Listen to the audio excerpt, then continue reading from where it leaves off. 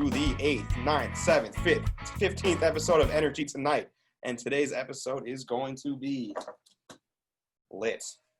Right, Ryan? A lot of since we've last convened. What's a lot going on in the gas markets? Yeah, a lot going on. There's a lot of good stuff to talk about today.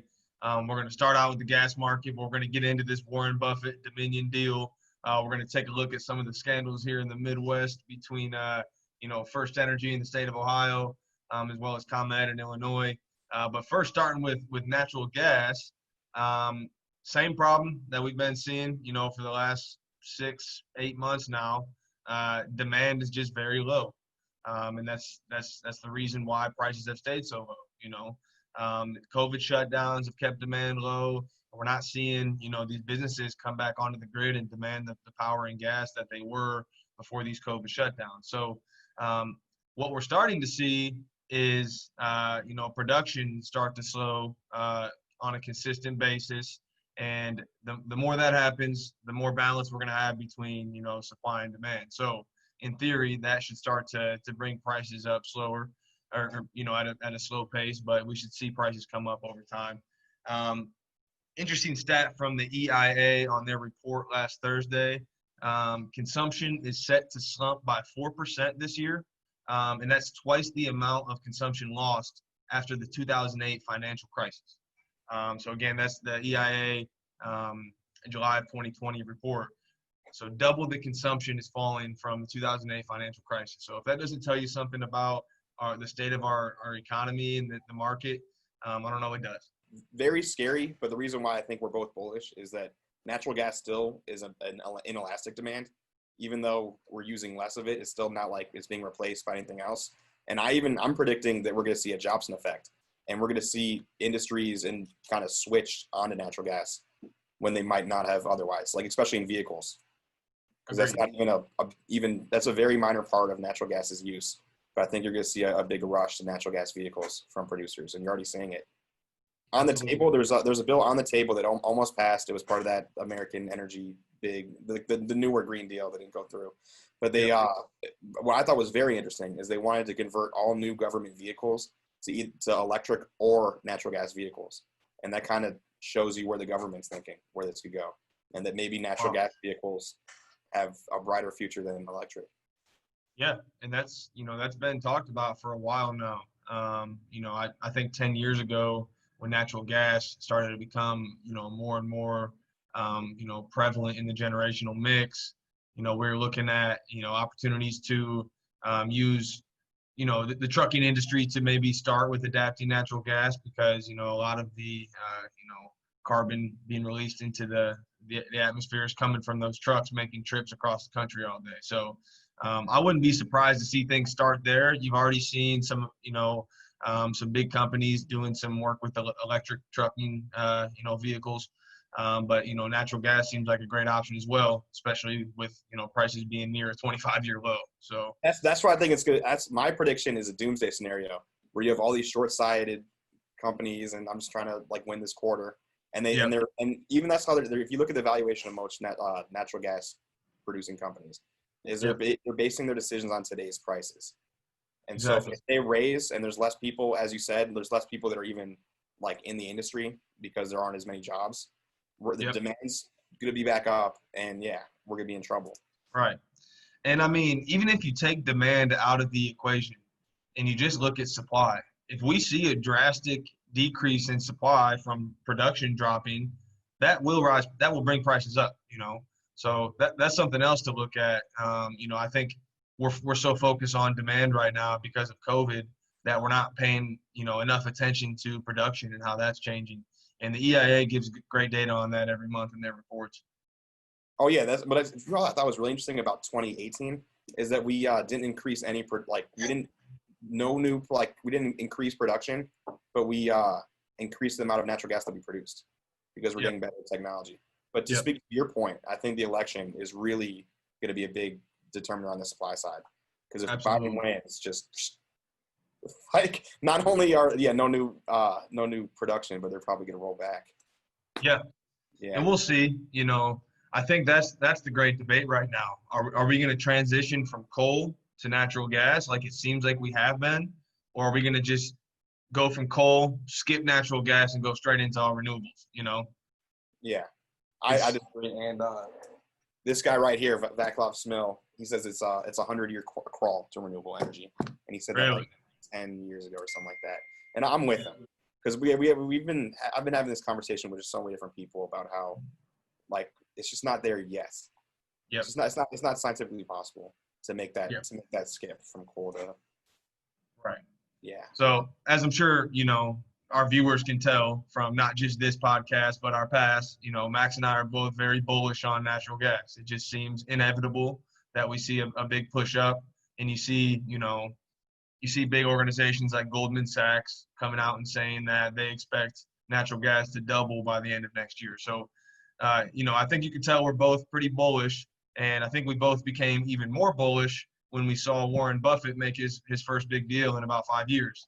And he made a massive $10 billion investment in purchasing all of Dominion's natural gas transportation assets. So that brings Warren Buffett's, Berkshire Hathaway's ownership of, natural gas pipelines in the United States from 8% to 18%. So now 18% of natural gas flowing through the United States is owned by Mr. Buffett. So he definitely is seeing something within the natural gas commodity that has made him want to make the first big move that he's made in 5 years in the midst of an economic crisis. So what are your thoughts on that, Max? Is Warren Buffett really values cash flow, and I think even even if everything doesn't happen, he probably can manipulate the market to make that happen. I'm a big believer in the reflex theory of economics. Yeah. But regardless, so if he's a big believer in cash flow, he sees that this is a safe company that he bought for $10 billion that's going to have cash flow. But what I think the real opportunity, and he sees it, is the future cash flow is being evaluated incorrectly. Because they have, if the price were to double, the value of their natural gas reserves would double. So that company's probably worth well more than $10 billion. I think, isn't Tesla worth $300 billion? But 8% of the natural gas in the United States is worth 10. Right. What a steal! Like we're both not Warren Buffett fans, right? Are you? Yeah, I would not say that I'm a fan of Warren Buffett, but I certainly subscribe to his ideology when it comes to investing. And he's safe. This was the Berkshire Energy's like Berkshire Hathaway's first, as you said, major investment in 4 years. Yes. He waited, and he bought the dip, as they say. Right. And I think it's smart of like we're doing it, but I think everyone watching this might want to consider rabbiting Warren Buffett. Yeah. Yeah, so a lot of folks are looking at Warren Buffett, saying that, Berkshire Hathaway is opposed to renewables. They've wanted to be married to coal and that didn't work out. So now they're taking the same approach with natural gas. And that's not necessarily true. I think it's safe to say that Warren Buffett definitely sees the potential for renewables being a bigger part of our generational mix. Berkshire Hathaway does have a wind farm that produces 6,600 gigawatts of electricity. So I think seeing that he's making this big, move in natural gas doesn't mean that he doesn't see the opportunity within renewables as well. He just sees, this is a no-brainer. And I think what you're pointing out as far as cash flow goes is exactly what he's looking at. He's not looking to capitalize off of the price of natural gas right now. He's looking down the line 12, 24 months to what, natural gas is going to do when it normalizes. So, to me, Warren Buffett was the clear winner in that deal. And I think Dominion is just a little bit scared of what natural gas is going to do. And it was kind of a safe move for them to exit. So I do think, in a couple of years when we look back at this, we're going to say, okay, Buffett won again. Well, yeah, bold prediction. You heard it here first. I think he's going to overtake Bezos as the richest man in the world. Really? Blame all of them. Yeah, because inelastic demand. Like you could leave. Amazon doesn't necessarily have to survive. Facebook doesn't have to survive. But we need natural gas and energy to survive. And he has it. He could take our country hostage. Yeah. Just burn all that natural gas. Go to Epstein's Island or whatever. Yeah, and I mean, shoot, he could have another 30, 40 years to live. When you got that much money, you might have means that we don't know Absolutely. He They just all have keeps bunkers ticking. in New Zealand or whatever. I Yeah. remember when I was like 5 years old, I had heard that Warren Buffett was, near the end of his days, but here he is making a $10 billion deal. I think he's in his 80s. I think he is. Yeah, Yeah. we can check on that real quick. But yeah, he's He is he's fine. up there. He probably has got 10 different organs from different people already. Like, Warren Buffett is 89 years old. wow. He was born in Wow. 1930. That's impressive. If anyone's seen any like recent interviews or him speaking, He'll be 90 on August 30th. Right? I'm embarrassed. Like, I'm gonna go I jump am. for this. Yeah, How are you sharper than me at 90? absolutely. How are you? Yeah, what's it called? Being a trailblazer at 90. Yeah, Doing new things. unbelievable. Should have been retired. You should have been dead for 20. The average life expectancy 75. Something like that. Yeah. Yeah, and he's starting a new endeavor. But Yeah. not as you said, no brainer. He's the winner. I can't see him. I just don't see too much of a downside. He paid off all the debt, so if he were like to resell tomorrow, I think he could even get a bigger price. Yeah. I think the biggest risk is, on a national level, there being a big change in the way that we produce energy. And natural gas being a loser there would not be good for him. But I think, he probably knows some things that we don't. Yeah, definitely. So, okay. Well, I think in conclusion, we're both bullish on natural gas, and we'll see what happens over the next week.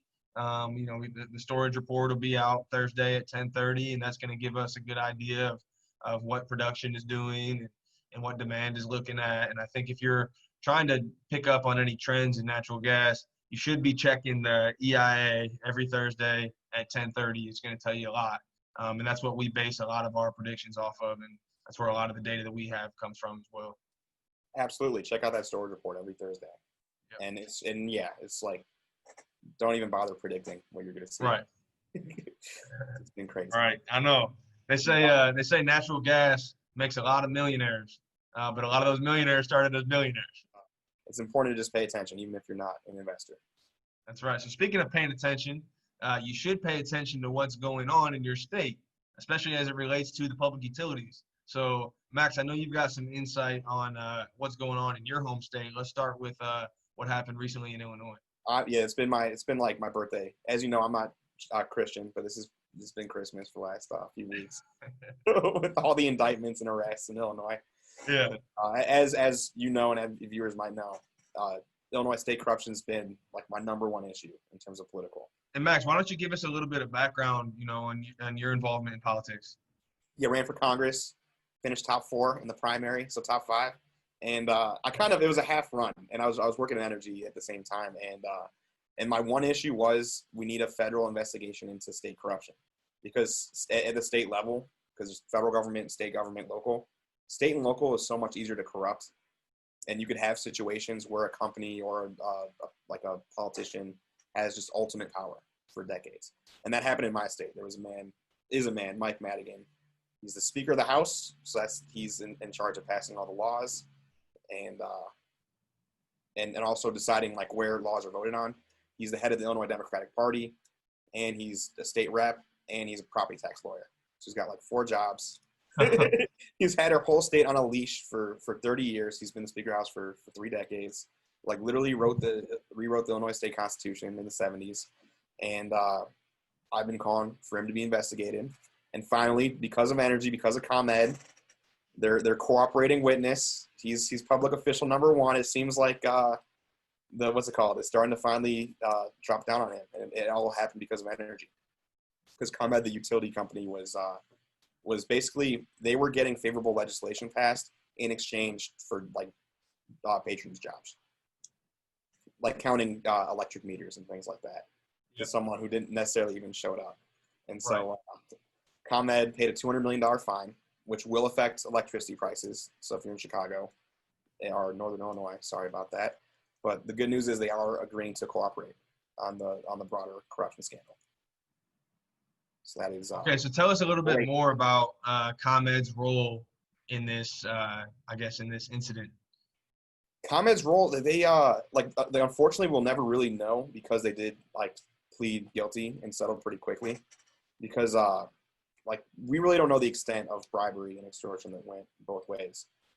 And what's proven and what they're admitting to is just giving jobs to like politicians, cousins, and brothers, and not actually doing the work. But what probably happened is kind of similar to Ohio, and we'll talk about that next, is there was a huge nuclear bailout in Illinois. And there probably was some money exchange on that as well. But time will tell, because the ComEd pled guilty, but they're kind of circling a bunch of politicians right now.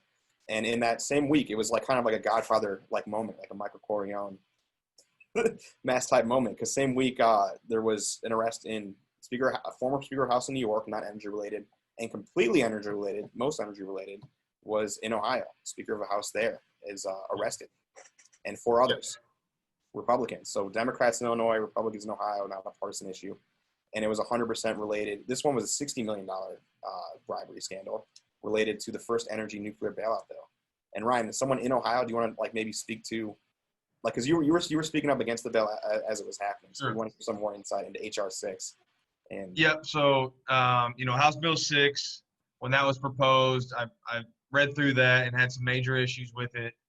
First and foremost, I think bailing out coal isn't something that we should just do at the drop of a hat, I was glad to see there was some hesitation at the federal level when First Energy initially called for that.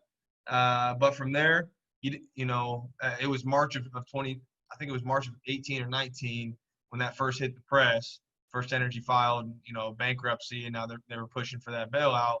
And again, pushback on the federal level. They were calling out Trump. They said, "Hey, Trump, in your campaigning, you said you were going to save coal. You said you were going to save nuclear. Here's your chance," right? And then from someone in the industry who was paying close attention to that, I found it very difficult to find any kind of information for the longest time until I found out that House Bill 6 was passed and the bailout was happening, and everybody who pays an electric bill in the state of Ohio was going to help fund that. Right. So I don't know. I won't speak too much on the details of this because I've still been trying to read through it and understand it. And there seems to be a lot of moving pieces, and some people are involved one day and then they're not involved the next day. But on a high level, it was $1.2 billion bailout, and $60 million of that money from that bailout was being funneled to a shell account that can be traced back to Larry Householder here in Ohio, Republican. And it was an FBI investigation. And the arrest was... I want to add, like, it's very important to not kind of to be a maverick and go against the tide, because the whistleblower in that situation was a Republican running for small office. And I think Holderman or someone related to Holderman was bragging about the shell account. And he's like, "That's not right," and called the FBI. And the FBI has offices and numbers. Go Google it if you're seeing anything. See something, say something. And this was amazing because I'd say that the general consensus was like, what the heck was up with HR 6? Like, there weren't many like non-biased people arguing in favor of that bailout. Exactly. Yeah. I mean, just the fact now that now we know why. 60 million is why. And now we understand why. So this was completely fueled by bribery. Completely fueled by bribery, which is why there wasn't much information out there as everything was unfolding and as the bill was being created. So, and a lot of folks are looking at this as, an effort to stop the transition to clean energy as well. And something that I'm surprised that we haven't seen yet is Ohio, Bill 6 being repealed. It has not yet been repealed, and I thought that was going to be an immediate thing, right? As soon as this hit the press, I expected an immediate repeal of the bill, and we haven't seen that yet. So a lot of flip-flopping though. For I think like 30 seconds, Governor Mike DeWine tweeted or gave some sort of quote saying we should revisit it. And he's like, no. Now he's like, yes. Now he's like, no. So what are your thoughts on the ground? Like, is the local press, are they increasing the heat? Or are they moving on to the next topic in Ohio? It just seems like everything is so buried by coronavirus right now. Here in Columbus, obviously, we got the State House right here. So DeWine's making his daily press conferences right here a couple blocks from my office. I do think we're going to see more arrests in the Illinois situation than in Ohio. And the reason being is because they're kind of – they took the exact opposite approach.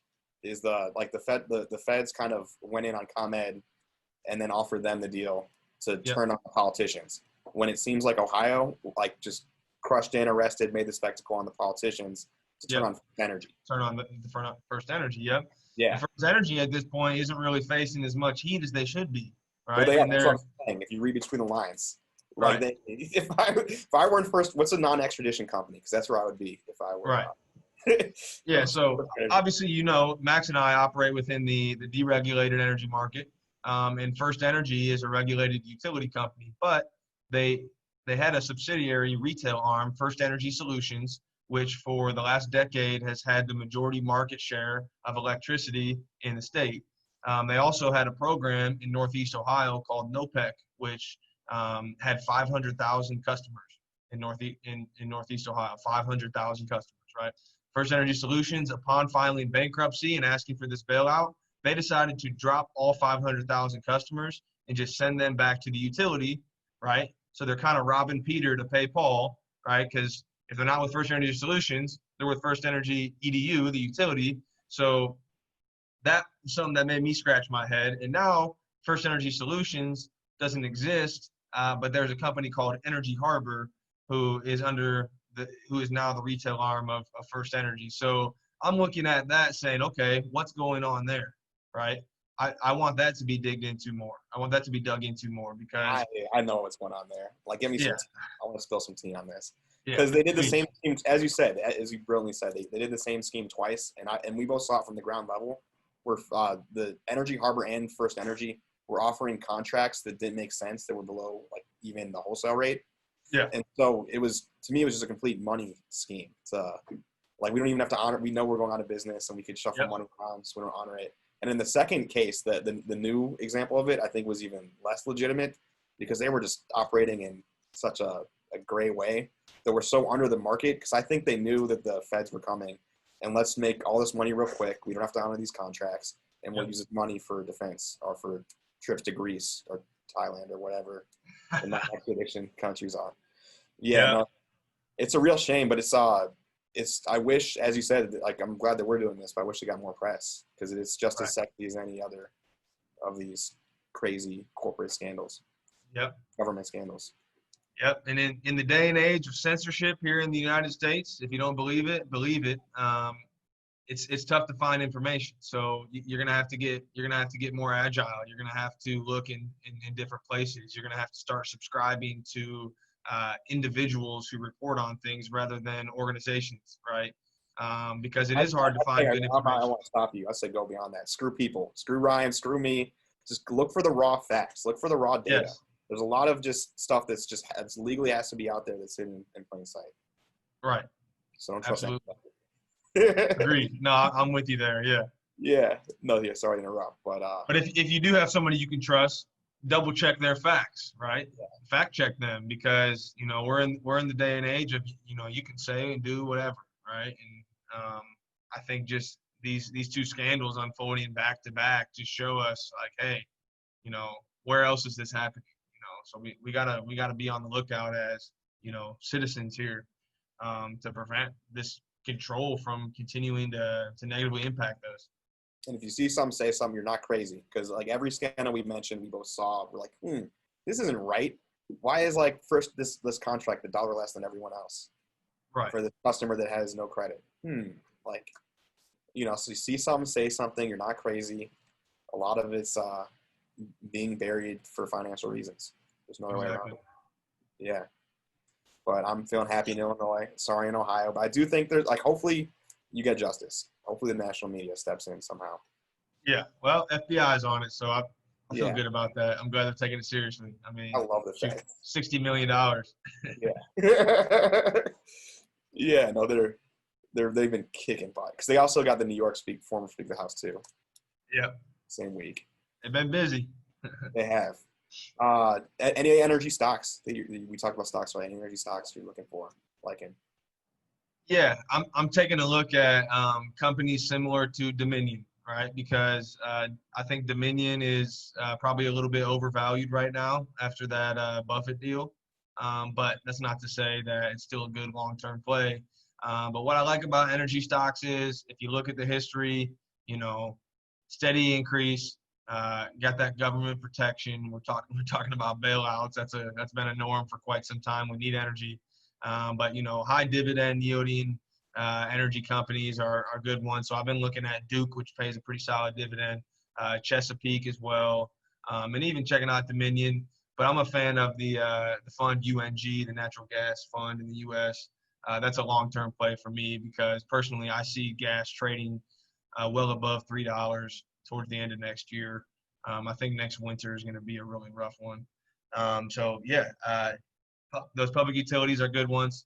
But UNG has been my most aggressive play as a longer term play.